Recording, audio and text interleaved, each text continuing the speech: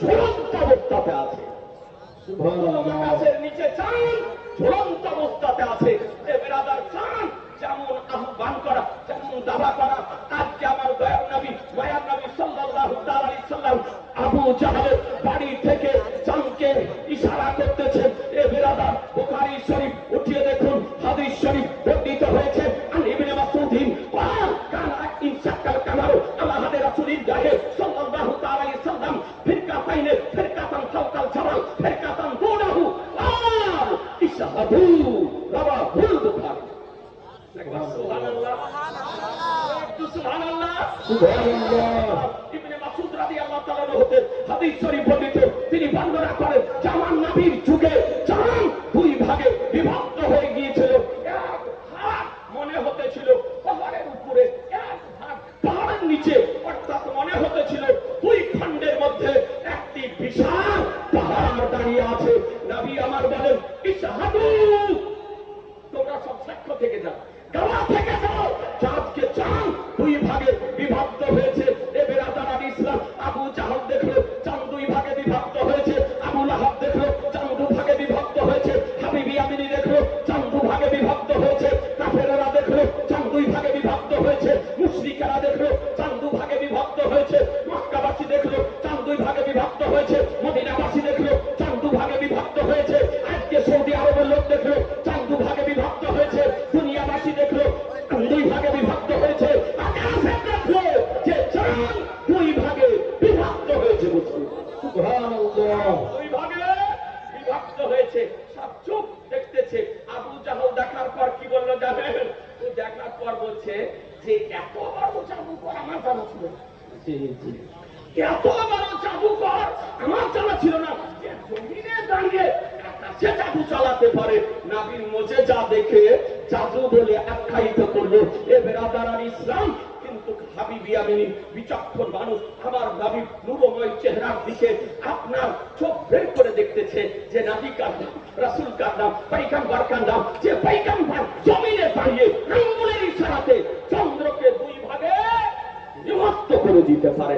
আমরা জানি যে নবীর হুকুমত সূর্যের উপরে চলে, যে নবীর হুকুমত চন্দ্রের পৃষ্ঠে চলে, যে নবীর হুকুমত সিদরাতুল মুনতাহাতে চলে, যে নবীর হুকুমত সপ্তম আকাশে চলে, যে নবীর হুকুমত জমিনে চলে, যে নবীর হুকুমত পাহাড় পর্বতের উপর চলে, যে নবীর হুকুমত নদ নদীর উপরে চলে, যে নবীর হুকুমত সমুদ্রের বুকে চলে, যে নবীর হুকুমত মশরিকে চলে, যে নবীর হুকুমত মাগরিবে চলে, যে নবীর হুকুমত জনুবে চলে, যে নবীর হুকুমত শামালে চলে, যে নবীর হুকুমত কসম খোদার সৃষ্টি জগতে চলে। বলছেন সুবহানাল্লাহ। এ নবী, নবী আমার বলতেছেন হাবিবি আমিনীকে লক্ষ্য করে, হাবিবি আমিনী শোনো, তোমার একটি গোপন কথা শোনো, মনের কথা শোনো, ভেদের কথা শোনো, গুপ্ত কথা শোনো, দিলের কথা শোনো। তা হাবিবি আমিনী চাকিয়ে উঠেছে, আশ্চর্য ব্যাপার, মনের কথা কি বলবে, হৃদয় কথা কি বলবে, গুপ্ত কথা কি বলবে, গোপন কথা কি বলবে, মনের কথা কি বলবে।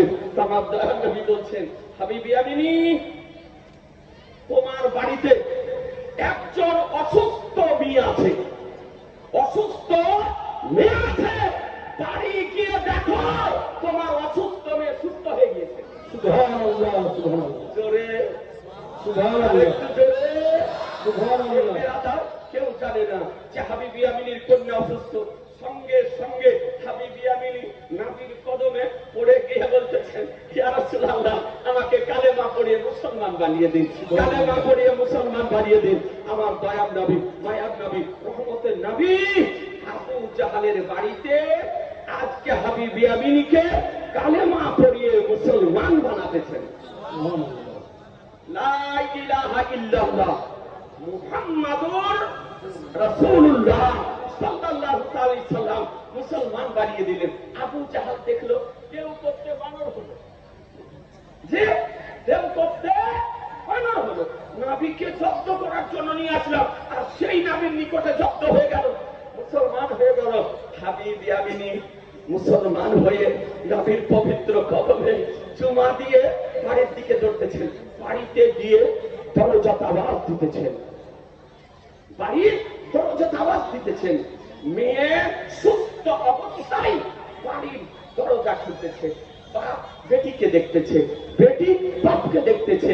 হাবিবি এমনি বলে বেটি তুমি অসুস্থ ছিলে, তোমাকে ডাক্তার দেখিয়েছিলাম, কবিরাজ দেখিয়েছিলাম, হেকিম দেখিয়েছিলাম, কোন রকমে তোমাকে সুস্থ করতে পারিনি, ভালো করতে পারিনি। তবে বেটি ডাক্তার কবিরাজ না দেখিয়ে ভালো কেমন করে হলে, সুস্থ কেমন করে হলে, অসুস্থতা দূর কেমন করে হলো, আরোগ্য লাভ কেমন করে করলে? বলে আব্বা যান নির্জন রাত্রি কালে আজকে দেখতেছিলাম একজন নূরময় মানব। কি মানব? নূরময়। জোরে নূরময় মানব শরীরে এসে আমাকে বলতেছেন, হাবিবি আমিনীর কন্যা তোমার পিতা মক্কাতে কালেমা পড়ে মুসলমান হয়ে গিয়েছে, তুমি যদি কালেমা পড়ে যাও তো সুস্থ হয়ে যাবে। সুবহানাল্লাহ সুবহানাল্লাহ। বলে আব্বা ওই নূরময় মানবকে দেখে সহ্য করতে না পেরে আমি কালেমা পড়ে দিয়েছি, আল্লাহ তাআলা আমাকে সঙ্গে সঙ্গে সুস্থ করে দিয়েছেন। সুবহানাল্লাহ সুবহানাল্লাহ। সঙ্গে সঙ্গে সুস্থ করে দিয়েছেন। এবার আদালারি সব হাবিবি আমিনী রাদিয়াল্লাহু তাআলা তিনি দেখতেছেন আজকে নবী কালাম বলে বেটি শোনো, যে নবী তোমাকে কালেমা পড়িয়েছে ওই নবী আমাকেও কালেমা পড়িয়েছে। মুসলমান বোঝা গেল যে নবী একই সঙ্গে পিতাকেও কালেমা পড়াতে পারে, বেটিকেও কালেমা পড়াতে পারে, মক্কাও কালেমা পড়াতে পারে, ইয়ামানও কালেমা পড়াতে পারে। এ হলো নবীর মর্যাদা। তাই তো কোরআন বলতেছে হে মানব সম্প্রদায়, নিশ্চয়ই তোমাদের নিকটে আল্লাহর পক্ষ থেকে একটি বুরহান এসেছে, দলিল এসেছে, মর্যাদা এসেছে। আল্লাহুম্মা সাল্লি আলা সাইয়্যিদিনা মাওলানা মুহাম্মদ ওয়া আলা আলি সাইয়্যিদিনা সাল্লি আলা মুহাম্মদ সাল্লি আলা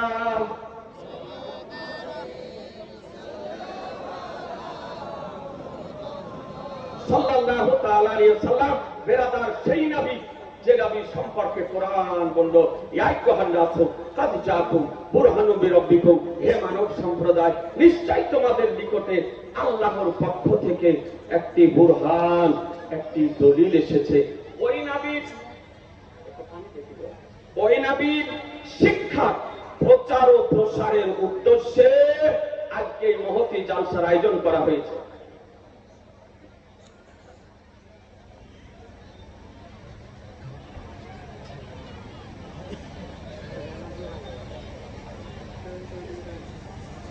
আল্লাহুম্মা সাল্লি আলা সাইয়্যিদিনা মাওলানা মুহাম্মদ ওয়া আলা আলি সাইয়্যিদিনা মাওলানা মুহাম্মদ সাল্লাল্লাহু তাআলা আলাইহি ওয়াসাল্লাম। লাইটের সামনে বক্তব্য রাখাও খুব কঠিন। আপনার একটা পোকা ভিতরে চলে গিয়েছে। তো শোনেন, সেই নবীর শিক্ষার প্রচার ও প্রসারের উদ্দেশ্যে আজকে এই ডাকমাগুলা সংলগ্ন জমিনে আজ আহলুস সুন্নাত ওয়াল জামাতের এই প্রতিষ্ঠান কায়েম করা হয়েছে। এ বেরাদার, এটা ভালো কাজ হয়েছে না খারাপ? ভালো। একটু জোরে বলতে হবে। ভালো কাজ। একটু জোরে। ভালো। এ বেরাদার, যে নবীকে আল্লাহ বুরহান করে, মুজিজা করে, দলিল করে পৃথিবীর বুকে প্রেরণ করেছেন, যে নবীর কারণে আমরা পৃথিবীতে এসেছি, যে নবীর কারণে রোজা পেয়েছি, হজ পেয়েছি, যাকাত পেয়েছি, নামাজ পেয়েছি, যে নবীর কারণে কোরআন পেয়েছি, সেই নবীর নামে আজকের সভাতে একজন ভাইকে দেখতে চাই মাত্র 50,000 টাকা। মাত্র 50,000 টাকা একটা ভাই। কমিটি হোক, বেকমিটি হোক, দেশের হোক, বিদেশের হোক, যে কোনো ভাই একটা যদি পারেন, আমার রাসূলুল্লাহ দোহাই দিয়ে বলি ভাই, আমার পয়গম্বরের দোহাই দিয়ে বলি, মাত্র 50,000 টাকা। দোতলার ছাদ হবে, দোতলার ছাদ হবে আপনার। একটা ভাই একটু তাড়াতাড়ি বলেন, আমার রাসূলুল্লাহ দেখতেছেন, পয়গম্বর দেখতেছেন, আল্লাহ হলেন দাতা, জি দেনকে দেনকে আল্লাহ জোরে বলেন না আল্লাহ আল্লাহ বিতরণ করেন কে রাসূলুল্লাহ আমার রাসূলুল্লাহ সাল্লাল্লাহু আলাইহি সাল্লাম ওই নবীর নামে একটা ভাই 50,000 টাকা দিবেন ভাই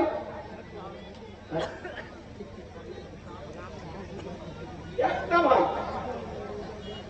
একটা কোন কমিটির ভাই ওই মুক্তি তাহাকে ঢুকাই করুন না জি